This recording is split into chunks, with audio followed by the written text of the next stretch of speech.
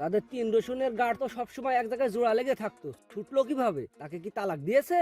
তাদের যে গাঢ় পীড়িত, কেউ কারো দিকে তাকায় না, আবার দেখি কথাও চলে, দেখলে মনে হয় 303। ছি! আগের দিন কি আর আছে? বিয়ে শাদী করেছি, তাদের পিছনে আর টাকা খরচ করতে পারি না। টাকা খরচ না করলে কি কেউ থাকে? আমার তো মনে হয় তারই দোষ, তার এক জায়গায় টিকে না। সে যদি মেয়ে হতো তাহলে তার 12 মাসে 13টা ভাতার হতো। সে যদি ভাবে আমাদের বন্ধু বানাবে, হবে না নি। আমরা দুই বন্ধুই ভালো, তিনজন হলে বন্ধুত্ব গেল। বাংলাদেশে তো ফ্রিতে কিছু পাওয়া যায় না। আমাকে বন্ধু বানালে আমার শালিগুলো তাদের দিতাম। ওই শালির লুক দেখে আমাদের লাভ নাই। ওই লুক দেখে দুটো গাধা পুষে রেখেছিল, আমরা গাধা না। তাহলে আর কি করব? ওই গাধা দুটোকে শালির নাম্বার দিয়ে আসি। আরে কই যাস তুই? আমার জিগরি দোস্ত, আই বুকে আই, দুধ পান কর। ওটাতে ইন্টারেস্ট নাই, তাহলে খাওয়া যায়।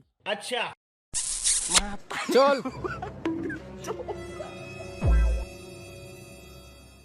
এই থাক, চায়ের বিলটা দিয়ে আসি। না না, চায়ের বিল আমি দিব। আরে না, আমি দিব। তোর কাছে টাকা কম থাকে, চায়ের বিল আমি দিব। ধীর, একদিনও চায়ের বিল দিতে দেয় না। রাগ দেখিয়ে কোথায় যাচ্ছে? আমিও যাবো। চায়ের বিলটা দিয়ে যা।